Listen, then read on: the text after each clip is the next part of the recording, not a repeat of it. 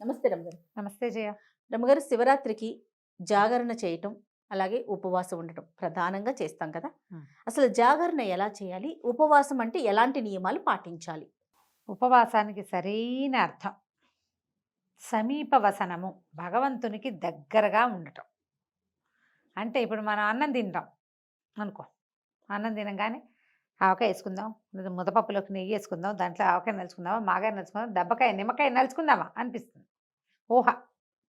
తర్వాత పప్పుచారులో ఉప్పు తక్కువైందని ఉప్పు వేసుకుంటాం. 2 వడియాలు నలుచుకోవాలి, 2 అప్పడాలు నలుచుకోవాలి, ఓ 2 ఊరుమిరపకాయలు కావాలి. ఎంత వచ్చింది ఆసక్తి? హ్మ్. అవును. అవునా?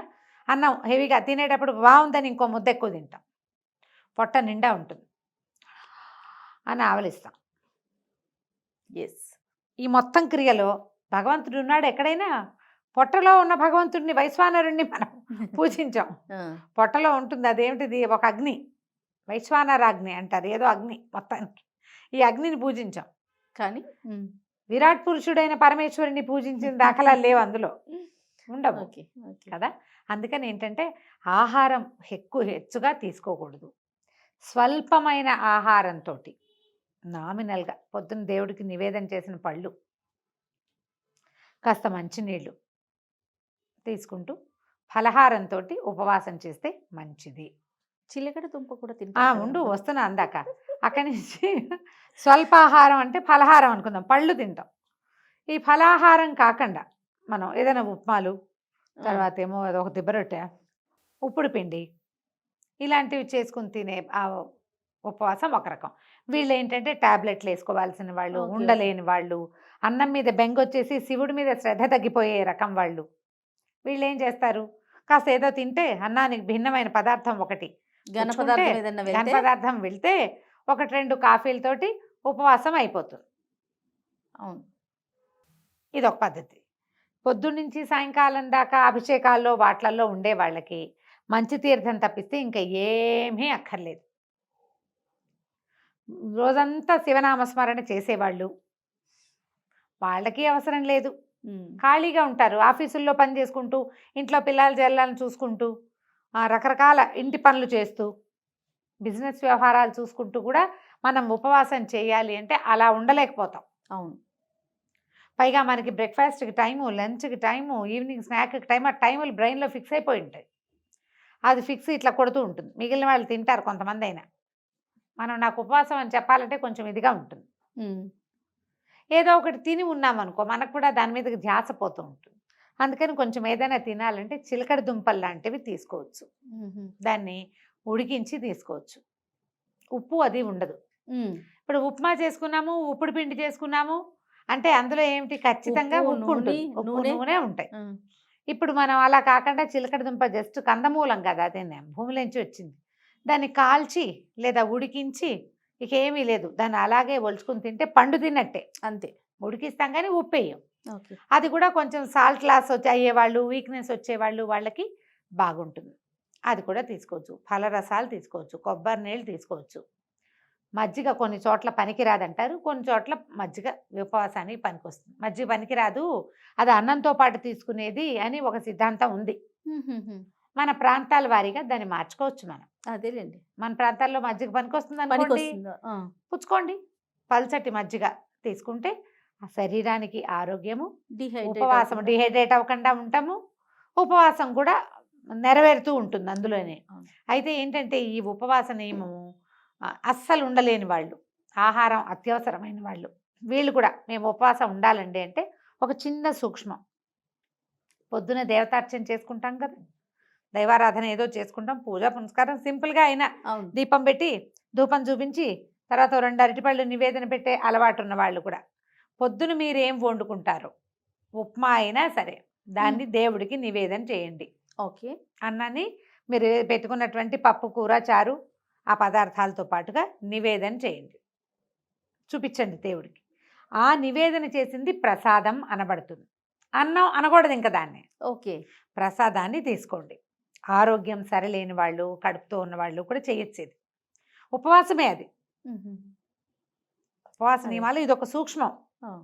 ఈ నివేదన చేయబడని ఏ వస్తువుని తినద్దు. మధ్యాహ్నం బిస్కెట్లు, సాయంకాలం చాక్లెట్ నోట్లో వేసుకోవటాలు అవి చేయొద్దు. కాఫీ, టీ, పాలు, మజ్జిగ ఈ 4కి ఎగ్జంప్షన్. ఘనమైన ఏ పదార్థమైనా సరే పొద్దున నివేదన చేసే తీసుకోండి. సాయంకాలం కూడా దేవుడికి చూపించిన పళ్ళు తీసుకోవచ్చు. మీరు పొద్దున అన్నము తినేస్తారు, రాత్రికి పళ్ళు తింటారు, ఉపవాసం సరిపోతుంది. ఓకే. ఎవరైనా ఏదైనా ఆఫర్ చేస్తే తీసుకోవద్దు. ఓ. నేను అన్నం తినేసా అని చెప్పండి, నేను ప్రసాదం తిన్నా అని చెప్పండి.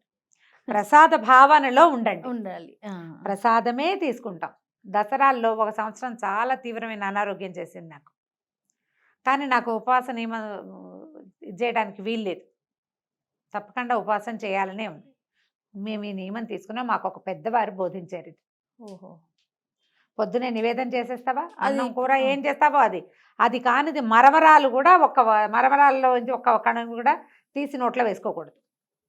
నివేదన చేసింది మాత్రమే పుచ్చుకోవాలి. సాయంకాలం నివేదన చేయండి, అది పుచ్చుకోండి, అంతే. బాగుంది. ఇలా చేయొచ్చు. దీంతో ఏ అభ్యంతరము లేదు. ఇంకొక చిన్న అనుమానం రమ్మగారు, మరుసటి రోజు కూడా ఈ ఉపవాస దీక్షను కొనసాగించాలా? కాదు, ఇవాళ రోజంతా ఉపవాసం ఉన్నామనుకో, మర్నాడు మధ్యాహ్నం భోజనం చేయొచ్చమ్మా, దాంట్లో ఏమీ లేదు. అయితే ఇప్పుడు మనం ఏకాదశి, ద్వాదశి చేయమా జయ? ఏకాదశి రోజంతా ఉపవాసం ఉంటాం కదా. అవును. ఏకాదశి నాటి జాగరణ చేసే విధానం కూడా ఉంది, ఇప్పుడు చేయట్లేదు మనం. అవును. ద్వాదశి నాటి పగలు భోజనం చేస్తాము. ద్వాదశి నాటి రాత్రి మళ్ళీ భోజనం చేయకూడదు. ఓహో. ద్వాదశి పారణ చేసి ద్వాదశి నాటి రాత్రి భోజనం చేయం. అలాగే శివరాత్రి మరుసటి రోజు మధ్యాహ్నం భోజనం చేస్తే రాత్రికి పలహారం చేయమనే చెప్తారు, అన్నం తినండి అని చెప్పరు. ఓకే అండి. ఓకే. అయితే దీంతో పాటు మనకి జాగరణ మీద అనుమానాలు. అవునండి. జాగారం చేయటం, ఇప్పుడు జాగరణ అందరూ చేయగలరా? మనం వేతన జీవులం కదా ఎక్కువ భాగం. అందరూ మర్నాడు పొద్దున పనికి వెళ్ళవలసిన వాళ్లే కదా.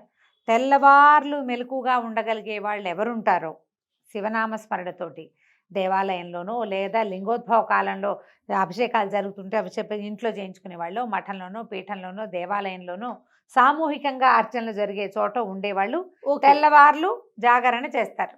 ఇళ్లలో కూడా కొంతమంది చేస్తారు జాగారం చేస్తే. అయితే జాగారానికి ఒక నియమం చెప్తారు. తెల్లవార్లు జాగరణ చేసిన వాళ్ళు మరుసటి రోజు పగలు పడుకోకూడదు. ఓహో. శివరాత్రి నాటి మరుసటి రాత్రి పడుకోవాలి. మర్నాడు పగలు పడుకుంటే జాగారం ఫలితం పోతుందని చెప్తారు. అయితే ఇప్పుడు అందరూ జాగరణ చేయలేరు కదా. ఇప్పుడు నీ బోటి నా బట్టి వాళ్ళు చేయరు. మర్నాడు పొద్దున్న షూట్. నన్ను కూడా కలిపేసుకుంటున్నారా? మరి నీ పొద్దున్నే షూట్ ఉండదు. ఓకే. నిన్ను కలుపుకోక తప్పదు కదా. మర్నాడు షూట్ ఉంది, నువ్వేం చేస్తావు? జాగారం చేస్తావా? అస్సలు చేయను రామ్ గారు. అందుకే చెప్పా. ఓకే. అందుకని మనం ఏం చేయొచ్చు, లింగోద్భవ కాలం వరకు మనం శివనామస్మరణలో గడిపి అప్పుడు పడుకోవచ్చు. ఉండలేని వాళ్ళు తెల్లవారుజామున పడుకోవచ్చు. అది కూడా జాగరణ కిందకే లెక్కకు వస్తుంది. మనం లింగోద్భవ కాలం అయ్యాక 2 గంటలకు 1 గంట దాటిపోవాలి. 2 o'clockకి పడుకోవాలి. 2 గంటలకు పడుకుని మర్నాడు యథావిధిగా శివార్చన చేసుకుని యథావిధిగా భోజన కార్యక్రమాలు తీసుకోవచ్చు. పగలు పడుకోకూడదు, అది నియమంగా పెట్టుకోవాలి. శివరాత్రి మరుసటి రోజు పగలు పడుకుంటే ముందు రోజు నువ్వు 1 గంట దాకా మెలకుగా ఉండి శివనామస్మరణ చేసే ఫలితం కూడా పోతుందట. ఓకే. ఉండకూడదట, పడుకోకూడదు. పగలు నిద్ర మానేయండి, ఆరోగ్యానికి మంచిది. రమ్మగారు, జాగరణ, ఉపవాసం వీటితో పాటుగా శివనామ స్మరణను మాత్రం వదలకూడదు అంటారు కదా. వదలకూడదు. సామాన్యులు కూడా అనుకోవటానికి వీలుగా ఎలాంటి మంత్రం చెప్తారండి? పంచాక్షరి ఓం నమ శివాయ. శివాయన అసలు అంతకు మించింది ఉంది, ఆ మహామంత్రం కదా. ఉపదేశం తీసుకుని మంత్ర పునశ్చరణ చేసుకోవటే అద్భుతం చేయాలి. ఉపదేశం లేకపోయినా కూడా మనము ఏ ఆకాలు రాసేటప్పుడు మొదట రోజున అక్షరాభేదం ఓ నమః శివాయ రాయిస్తారు. మనం చదువుకోవచ్చు, అది చాలా చక్కగా చెప్పుకోవచ్చు. నా మాట ఏంటంటే ఈ మొత్తం చెప్పామా, చివరికి కన్క్లూడింగ్ పార్ట్ ఒకటి చెప్తా. చెప్పండి.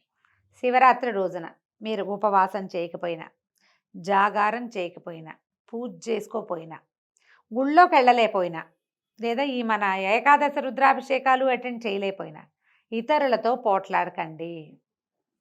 మీరు ఎవరితో మాట్లాడుతున్నారో, ఎవరితో కలిసి ప్రవర్తిస్తున్నారో వాళ్ళని శివుడుగా భావించండి. చాలు, అంతే. శివరాత్రి పూర్తిగా సక్సెస్ అయిపోతుంది.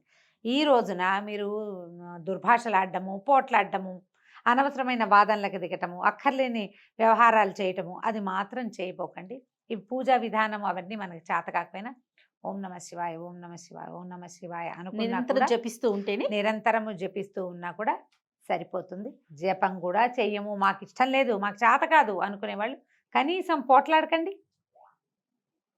బాగుంది. ఈవేళ శివుడు భూమి మీద నడుస్తున్నాడు. మనకి ఎదురవుతాడు అన్న భావనతో పనిచేయండి, చాలా బాగుంటుంది జీవితం. సూపర్ రమ్మగారు. నమస్తే. నమస్తే జీ.